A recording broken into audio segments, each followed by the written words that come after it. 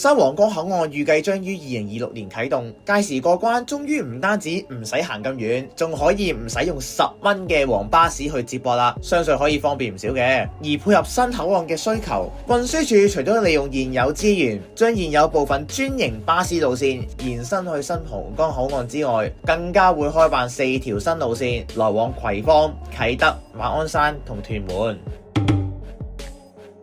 我哋先嚟睇下大西北，當中第一條就係276B， 呢條路線本身就途經新田黃巴站，而運輸署決定增設特別班次來往天富苑及皇崗口岸。不過呢個特別班次就需要途經元朗，去皇崗口岸更加會途經朗屏路。天水圍嘅居民需要留意，由於佢同上水嘅正常班次採取同一編號，記住要認住巴士車頭嘅電牌先好上車。至於通宵來往天水圍及元朗嘅服務就係小巴 79S， 呢條路線途經元朗大馬路、朗屏以及天水圍嘅西鐵站、天耀村、天瑞村、嘉湖北、天富苑，最後以俊雲軒作為總站。另外仲會有由大欖隧道轉車站開嘅78小巴途經錦上路站，北上嘅居民可以選擇到錦上路站轉乘呢架小巴。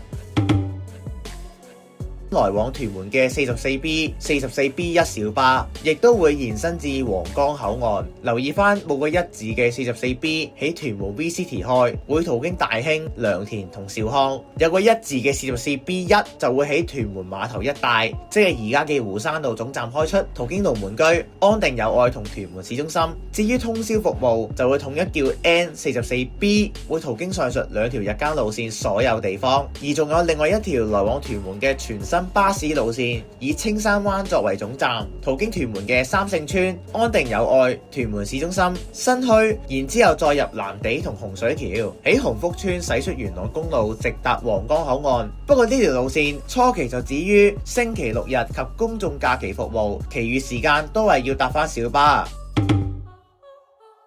葵青區就會開辦一條全新路線，來往皇崗口岸及葵芳葵翠村，中間會兜入青衣嘅長安及青衣站一帶，其後就途經大欖隧道直接往返皇崗口岸。呢條路線都會提供每日全日服務。仲有就係會開辦來往古洞、大埔、白石角及馬鞍山嘅全新路線。喺皇崗口岸駛出之後，會先入一入古洞嘅新發展區，其後途經粉嶺公路直接入大埔。不過就只入廣福村一帶。若果前往大埔中心嘅乘客，就需要喺林村河落車步行前往，之後就途經白石角及科學園，然後就直入馬鞍山嘅耀安村、馬鞍山市中心，最後就以烏溪沙站為終點站。另外，大埔及沙田區嘅專營巴士通宵服務會將現有嘅 N73延伸至皇崗口岸。呢條路線途經上水站、粉嶺、大埔嘅太和村、舊區同廣福，以及沙田嘅禾輋、瀝源同市中心。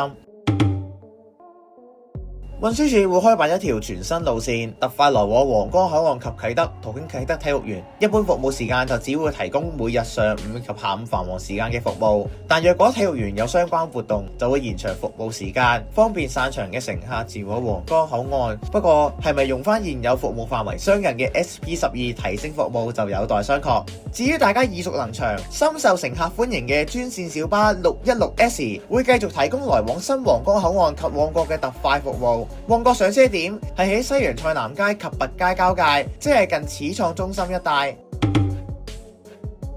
現時城巴 976A 線聯同正線976提供4班來往新田黃巴站、模範鄉、坳頭一帶以及港島區嘅中上環、北角、鰂魚涌同西灣河。當中 976A 更加會延伸至筲箕灣、柴灣及小西灣一帶。而新皇崗口岸啟用後，976A 更加會提升至全日服務，相信可以方便東區居民北上。以上就係新皇崗口岸嘅巴士服務啦。因為港鐵北環線皇崗口岸支線都要2034年先會開通，所以喺未來呢幾年，居民都要透過陸路交通前往。另外，以公開嘅文件裏面，仲有好多不確定因素，例如所有路線嘅詳細服務時間，以及直通巴嘅站位會可更改，都係運輸署同營辦商研究同溝通嘅話題。如果有更新嘅話，我會喺呢條片嘅描述打返低。今條片就講到呢度先，有咩問題歡迎留言，我哋下條片再見。